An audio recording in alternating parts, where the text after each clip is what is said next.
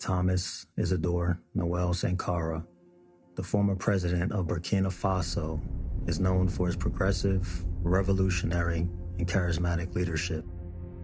While many are familiar with his commitment to social justice and self-reliance, there are 5 lesser-known aspects of his life and legacy you should know. 1. Renaming the country. In 1984, President Sankara changed the name of his country from Upper Volta to Burkina Faso, meaning homeland of honest men, which emphasized the core value of integrity. This was an important statement by President Sankara, emphasizing the importance of honesty and moral uprightness in the nation's identity. It signified a break from the past where colonial legacies often perpetuated corruption and exploitation. 2. Pioneer of Pan-Africanism. President Sankara believed in the importance of African unity and self-reliance. He actively supported and collaborated with African leaders, some of which are Muammar Gaddafi of Libya, Samora Machel of Mozambique, and Robert Mugabe of Zimbabwe, who also shared this vision. Pan-African activities included supporting liberation movements who were fighting against colonial and apartheid regimes, with Burkina Faso becoming a base for training and support. 3. Leader of women's liberation. President Sankara was a passionate advocate for gender equality. He launched the women's liberation movement and implemented policies that empowered women in Burkina Faso. He outlawed forced marriages, underage marriages, and female genital mutilation. He appointed females to high government positions, urged them to become financially independent, and recruited them for active military service. In addressing the importance of women's liberation, President Sankara said, "Comrades, there is no true social revolution without the liberation of women. May my eyes never see and my feet never take me to a society where half the people are held in silence.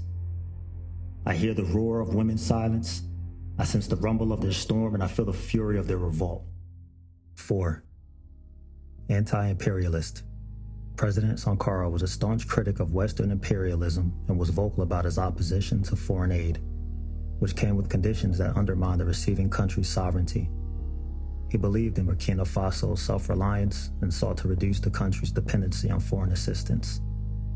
Regarding imperialism, he stated, "Imperialism is a system of exploitation that occurs not only in brutal form of those who come with guns to conquer territory. Imperialism often occurs in subtle forms: a loan, food aid, and blackmail. We are fighting this system that allows a handful of men on earth to rule all of humanity." 5. Modest living. President Sankara was often seen riding a bicycle to work, emphasizing a simple lifestyle. He discouraged government officials' use of luxury cars and was normally driven to his meetings in modest cars, simple cars.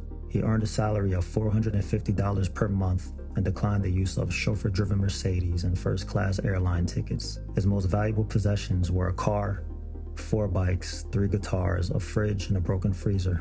He even refused to use the air conditioner in his office since that luxury wasn't affordable and available to the populace. This was not for show only, but was designed to convey that leaders should be modest and lead by example. President Sankara was a servant leader and someone who genuinely cared about his people, his nation, and all of Africa. He took pride in being a Burkinabe and an African. He was a leader with morals, and he refused to compromise those morals. He showed no fear speaking truth to power, and he knew that the path that he chose would get him killed. But he accepted that reality.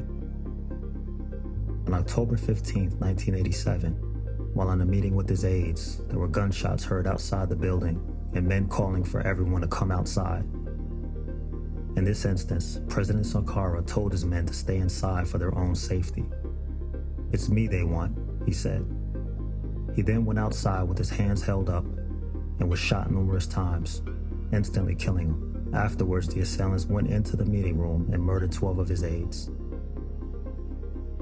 President Sankara once said, "While revolutionaries as individuals can be murdered, you cannot kill ideas."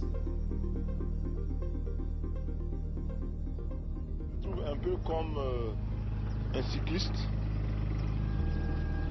qui grimpe une pente raide, qui a à gauche, à droite des précipices, il est obligé de pédaler, de continuer de pédaler, sinon il tombe. Alors pour rester moi-même et pour me sentir moi-même, je suis obligé de continuer dans cette lancée-là.